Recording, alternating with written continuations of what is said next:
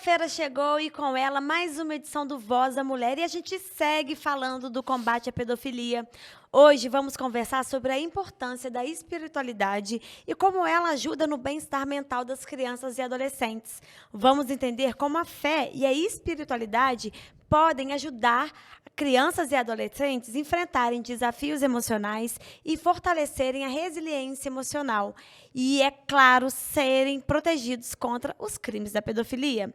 Para esse bate-papo, a gente está recebendo o pastor da Igreja Presbiteriana Conexão, Felipe Cury, e a deputada estadual delegada Sheila, minha companheira aqui de toda semana do Voz da Mulher.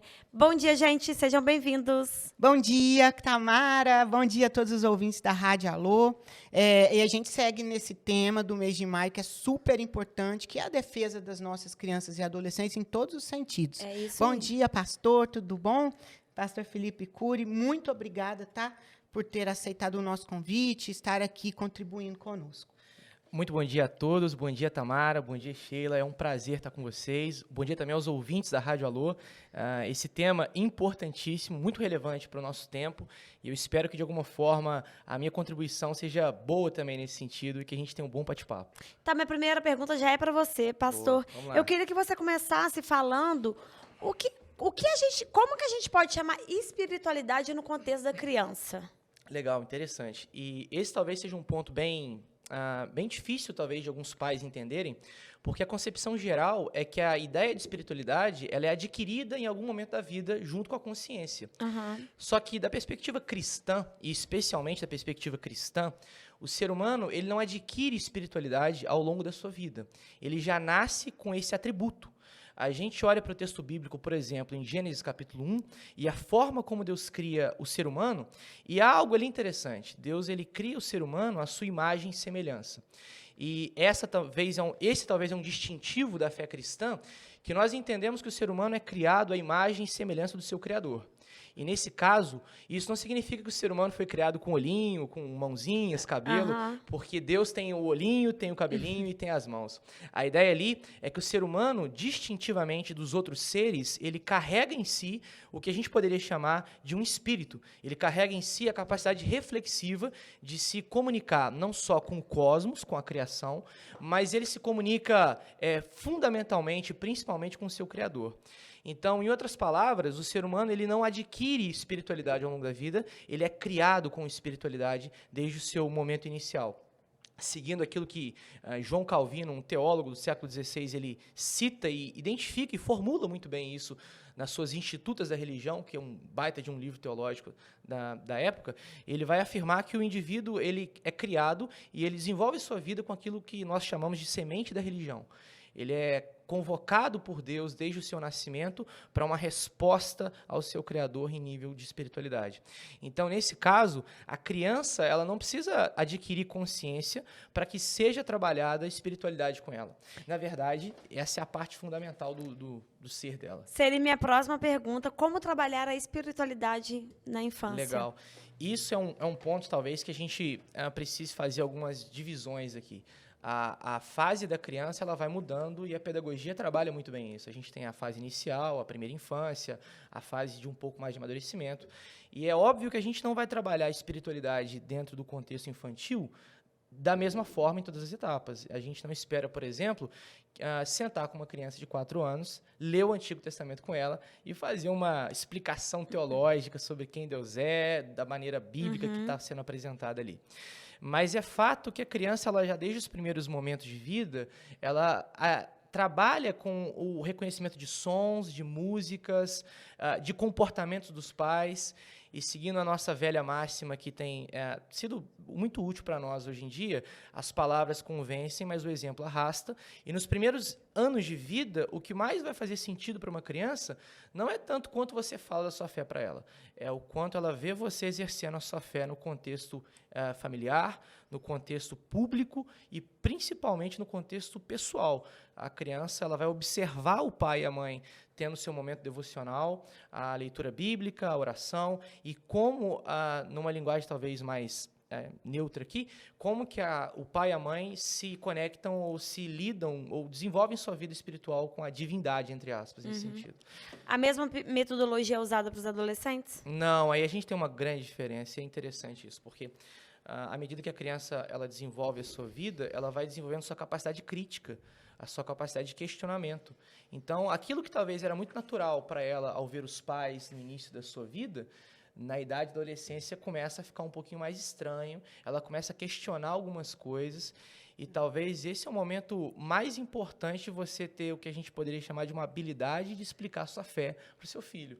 Parece coisa simples, mas algo assustador. No Brasil hoje, segundo dados da última pesquisa do censo que foi propagada em 2010, sem ser esse de 2022, 85,6% dos brasileiros se dizem cristãos. Então, imagina que 85%, mais da maioria dos brasileiros, eles que têm filhos, eles têm que lidar com as suas crianças e explicar a fé para eles, explicar a fé para os adolescentes. E o grande problema é que a maioria não sabe explicar, nem mesmo algo simples como o que é o Evangelho, ou quem Jesus é, o que ele veio fazer. Então, é muito importante que os pais eles se preparem para a adolescência, não no sentido de imposição da fé, mas no sentido muito de explicação da fé para os filhos, não se assustando com alguns questionamentos que vão acontecer. E tem pais que procuram a gente, às vezes, assustados, falam assim, meu filho questionou se Deus existe, mas é lógico que ele vai questionar. Que bom que ele está Que ele questionando. questionou, né? Afinal de contas, seu filho pensa, ele é um ser que reflete a vida. E o pai ele não pode assustar, ele não pode olhar para isso e recriminar o filho nas suas dúvidas, nos seus questionamentos. Ele deve explicar. Como que é a realidade lá, Sheila? Você tem 4 adolescentes.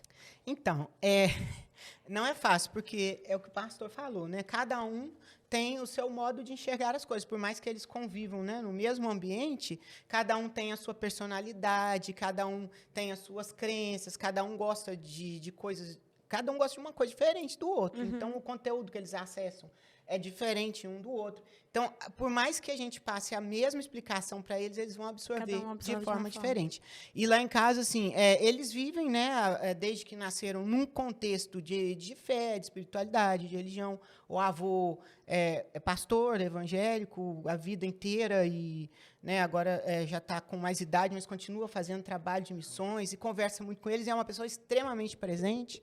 Eles cresceram acostumados a frequentar a igreja, agora, na adolescência, às vezes vão, às vezes não vão, mas gostam e entendem, sabe? Então, quando a gente chama, ou vai um, não vai outro, mas vai fazendo assim. E também eu procuro, né, passar as coisas para eles de uma forma mais natural possível, sabe? Sem que seja uma obrigação, um karma. Passar a imagem de Deus, um Deus que ama, que perdoa, que protege, que está sempre ali, de braços abertos, independente do que aconteça. Que eles não tenham vergonha nem medo de Deus e não precisam se esconder dele, sabe? Por causa de nada. Né? Então, a gente vai passando esse tipo assim, de orientação para eles. Um dos meus filhos, uma vez, já me questionou, inclusive, né, ele estava falando que eu estou me lembrando, a existência de Deus. Eu me assustei um momento, né, mesmo tendo, eu me assustei, eu me desesperei, né, assim, acho que...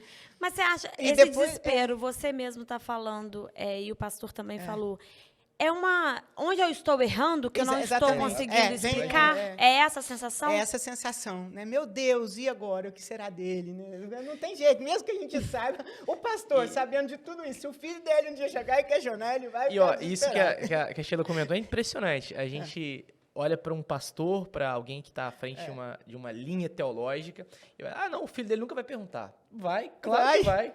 Claro que pode perguntar. E o questionamento é ainda maior. Aí que tá, porque assim, se a Sheila se assustou, o dia que ele me perguntar, no mínimo, a minha perna vai bambear. Vai. Mas ele que ouviu. eu fiz até hoje? Ele ouviu a vida inteira até aqui e agora tá me questionando. Mas o ponto de não se assustar não é só você não se surpreender, mas é você não achar que errou e tá tudo perdido. Você criar um adolescente é um desafio, assim, absurdo. Porque é alguém que não tem maturidade suficiente para lidar com as críticas que ele faz. Ele é alguém muito crítico.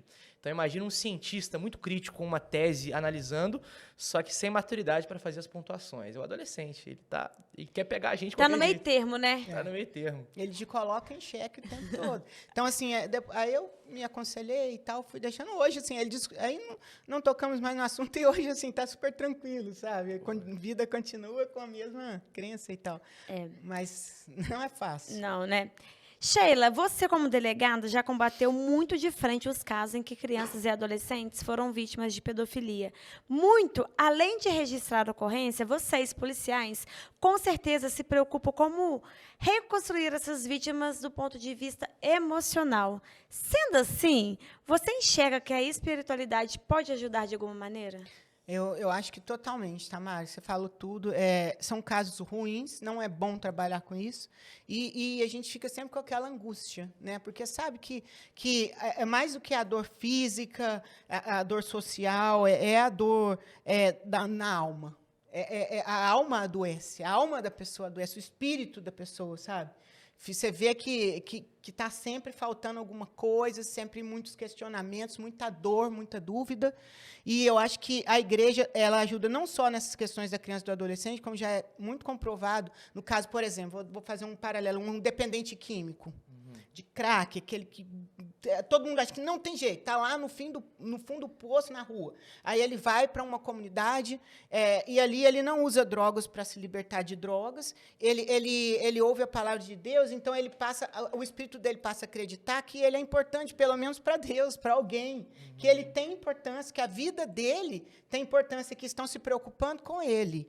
Sabe, alguém que Deus ama, que Deus perdoa, que Deus reconstrói, que reconstrói, que cura a alma. Então, aquilo é muito bom. A mesma coisa acontece com a criança e com o adolescente que passou por isso, né? Eu não fico explanando isso toda hora, mas eu sou vítima de abuso, né? Fui abusada aos 6 anos de idade e foi uma situação muito dolorosa, muito triste. E pelo fato de eu estar sempre ali em contato com a palavra de Deus, eu fui buscando, e uma das coisas que eu ouvi que me ajudou muito a superar, e hoje eu consigo falar sem chorar, porque até pouco tempo eu não conseguia falar sobre isso para ninguém. E uma das coisas que me ajudou muito foi isso, é saber que a vida da gente, a própria palavra de Deus traz isso, ela não é feita só de momentos felizes, né? Por isso Deus criou também as 4 estações do ano, né? Então, nós, como seres humanos, também passamos por primavera, pelo verão, pelo outono, mas também passamos pelo inverno. Mas a gente tem que saber que o verão, a primavera, vai chegar de novo. Né? Então, e isso é natural, né, do ser humano. Aconteceu, mas a gente tem que levantar a cabeça e seguir em frente. Aí. Felipe, está até fora da pauta aqui, mas eu vou pegar esse gancho da Sheila e vou te fazer uma pergunta sobre questionamento. Porque, muitas das vezes, a gente questiona, nesse caso da pedofilia em específico, por que meu filho, meu Deus, por que o senhor deixou isso acontecer? Como responder? Ótimo. Essa pergunta ela é boa, principalmente porque ela traz um tipo de questionamento que ele é muito comum. A gente chama isso de a origem do mal. Da onde vem o mal? Não só sobre esse, mas qualquer tipo de tragédia. Por que um Deus bom permite o mal com a minha vida, com a do meu filho? E acho que a Sheila foi muito feliz na colocação dela. A gente crê em um Deus soberano, em um Deus que atua na história da forma como Ele predetermina desde a eternidade. E isso não significa que as coisas vão ser sempre um verão. Isso não significa que tudo vai correr bem com a gente. Só que de uma forma que a gente não entende, e isso é algo que, humanamente falando e racionalmente falando, a gente não consegue explicar, o mal para nós que cremos em Jesus como Senhor e Salvador da nossa vida, ele contribui inclusive para o bem. A gente tem diversos casos bíblicos onde o mal ele se tornou algo bom. Tem um texto interessantíssimo na carta de Paulo, um apóstolo do Novo Testamento, aos Romanos, capítulo 8, onde Paulo vai dizer o seguinte, que tudo coopera para o bem daqueles que amam a Deus. Além disso, a gente tem um exemplo claro dessa pergunta sua, que é no Antigo Testamento, no livro de Jó. Jó era um homem que o texto bíblico afirma que ele era íntegro e temente a Deus. Esse homem, ele perde a família, os bens, ele é acometido de uma enfermidade, e no final das contas ele passa o texto todo, o livro todo, questionando a Deus. Deus, por quê? Por que você fez isso comigo? Eu não tenho pecado para ser pago. O que está acontecendo? E, no final das contas, o grande testemunho de Jó é, depois disso tudo, agora eu não conheço o Senhor apenas de ouvir falar, agora eu conheço o Senhor de ver. Então, Deus permite essas coisas porque Ele tem um bom propósito. E esse bom propósito, ainda que não nos pareça ser o correto, ainda que não nos pareça ser o melhor, ele sempre nos encaminha para o conhecimento mais aprofundado da glória de Deus. Basicamente, parece algo meio egoísta de pensar, mas Deus ele faz com que todas as coisas caminhem para a sua glória e para a edificação do seu povo. Então, mesmo o mal, ele contribui. Parece esquisito isso, parece A uma gente fala tem que incoerente. aprender a olhar o copo cheio e o copo vazio. Né? Exato, exatamente. Pastor, esse mês a gente está falando aí, como eu falei no início, sobre o combate à pedofilia, tem campanhas. A gente sabe que o Brasil é conhecido como um dos maiores no ranking desse tipo de crime. Como que a fé, a espiritualidade, a igreja pode ajudar as pessoas, principalmente as famílias que estão passando por essa situação, ou também na prevenção? Uhum. A Sheila contou o caso aqui de dependentes químicos, ela citou essa questão, e é muito interessante porque quando a gente pensa na espiritualidade, ela tem uma abrangência muito grande, porque quando a coisa está muito feia, a galera Todo apela... mundo recorre. A galera dá uma apelada. Parece que a ideia da espiritualidade, ela é colocada numa gavetinha ali do ser humano, e quando o bicho pega, quando o negócio fica feio mesmo, aí se lança a mão disso. O nosso país, ele tem um fator complicador disso aí. O nosso país, ele tem uma cultura muito pluralista, muito plural. Então, você tem uma ideia de espiritualidade que ela não é tão absoluta assim. Então, nesse caso, por um lado, a gente tem certa liberdade religiosa. A gente tem uma certa liberdade religiosa que, por um lado, é muito bom. Só que, em algum nível, a gente tem essa liberdade religiosa adentrando alguns pontos que é um certo complicador. Em que nível? Existe uma crença de que qualquer tipo de religião, qualquer tipo de espiritualidade, ela pode promover valores que são bons. E, nesse caso, a gente tem que ter um certo cuidado para lidar com isso. Por quê? A espiritualidade ela pode ajudar em casos como esse, e ela deve ajudar. Só que, no panorama bíblico, a espiritualidade que vai ajudar nesse ponto é uma espiritualidade que ofende. Por quê? Porque ela é uma espiritualidade que promove valores absolutos. Em que nível isso? O nosso país ele não está preparado para uma crença como a crença cristã, a verdadeira crença cristã, que ela afirma valores absolutos do que é certo e do que é errado, que não relativiza as coisas do tipo assim, depende, pode ser certo e pode ser errado. Então, nesse caso, a minha resposta é depende da espiritualidade. Se a espiritualidade ela for uma espiritualidade fundamentada em valores absolutos, ela pode sim ajudar em casos como esse. No caso do dependente químico, a espiritualidade do ponto de vista cristão, ela vai dizer para ele, isso é um pecado, isso ofende a Deus e isso traz prejuízo para a sua vida. Então, a gente tem um valor absoluto sendo norteado pela espiritualidade. No caso da pedofilia, por mais esquisito que pareça, eu não duvido que exista algum nível ou algum tipo de espiritualidade que não é cristã que afirme que a pedofilia não é um pecado. Eu não duvido disso. Inclusive rituais. Inclusive seitas, rituais. Então, a resposta para isso ela é complicada, porque depende da espiritualidade. E, por mais esquisito que pareça, não me assustaria se, em alguns anos, no país, viesse uma lei dizendo que pedofilia não é mais crime. Vinda de uma pauta ideológica espiritualizada. Uhum. Então, nesse caso, a gente tem que tomar certo cuidado para dizer que a espiritualidade ajuda. Porque o pedófilo, em algum momento, ele foi uma criança.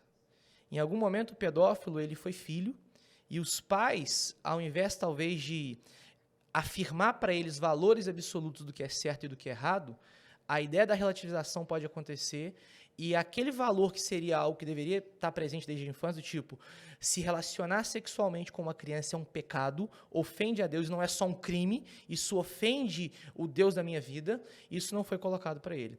Então, a gente vive em tempos que a espiritualidade ela já está não conseguindo mais lidar com tipos de questões como essa. Mas seria, entre aspas, uma culpa dos pais? Olha, eu vou dizer que dos responsáveis, porque... Porque, assim, a gente tem um livre-arbítrio, né? Mas aí tem um ponto interessante. A ideia do livre-arbítrio, ela pode aparecer dentro do panorama que talvez muitas pessoas pensam. A gente talvez prefira chamar isso de livre-agência, ou de uma condição que o ser humano ele pode escolher as questões. Mas a idade dos 6 até os 12 anos é a idade de formação de caráter. E isso não tem a ver com liberdade, isso tem a ver com caráter. Uhum. O caráter é aquilo que regulamenta as decisões em liberdade que nós tomamos. Ou seja, eu posso escolher se eu vou usar uma camisa azul ou amarela. Mas se eu aprendi com os meus pais um valor de caráter sobre a vestimenta correta, eu não vou avaliar só a cor. Uhum. Eu vou avaliar se aquela camisa é adequada para onde eu estou indo. Então, a ideia de você fornecer valores absolutos de moralidade para o seu filho não quer dizer que seu filho não vai ter liberdade. Quer dizer que ele vai ter caráter suficiente para usar a sua liberdade da maneira devida. Para encerrar, gente, eu gostaria aí de agradecer mais uma vez, Felipe, a sua presença. A Sheila eu nem agradeço mais, que ela já está aqui toda semana. Eu queria que vocês deixassem um recado final aí para quem está nos ouvindo. Poxa, eu agradeço, um papo muito agradável, espero que tenha sido de alguma forma útil para vocês. E a mensagem que eu deixo lá não é uma mensagem essencialmente de cunho religioso apenas, né? Seja para você que talvez passou por um momento de pedofilia, que foi alvo desse crime tão grotesco, tão brutal, seja você que está ouvindo esse programa com alguma perspectiva sobre como educar o seu filho no âmbito da espiritualidade, levando o seu filho para a igreja, talvez você não tenha a satisfação devida nesse sentido, mas apresentando ao seu filho o evangelho, que é a pessoa, a obra e a mensagem de Jesus, aí sim eu posso dizer que você fornece um bom caminho para ele. Claro que a igreja tem um papel importante, é ela que propaga isso publicamente, mas o mais importante para você é que você conheça quem Jesus é, o que ele fez e a mensagem que ele leva. É isso aí. Exatamente, né? E é até difícil, né? Que Terminar, aula, né? que programa legal, gente. Eu até aprendi muita coisa, né, Tamara? Nós aprendemos. E eu deixo a mensagem aqui, gente. Nunca desistam, né, dos seus filhos. Nunca desistam de sempre buscar ensinar o melhor para ele. Fazer uma construção mesmo interna, porque nós somos feitos de corpo, alma e espírito. Então, não adianta alimentar só o corpo, né? Não adianta deixar de lado a alma e o espírito e vice-versa. Não só o espírito, não alimentar o corpo. Então, vamos olhar para os nossos filhos como um ser humano completo. Eles são pessoas em desenvolvimento, talvez intelectual, mental, mas são seres humanos prontos, né? Com corpo, alma e espírito. E a gente tem que olhar para essas 3 versões do ser humano. É isso aí. Obrigada mais uma vez, gente. Esse foi Voz da Mulher de hoje. A gente volta semana que vem.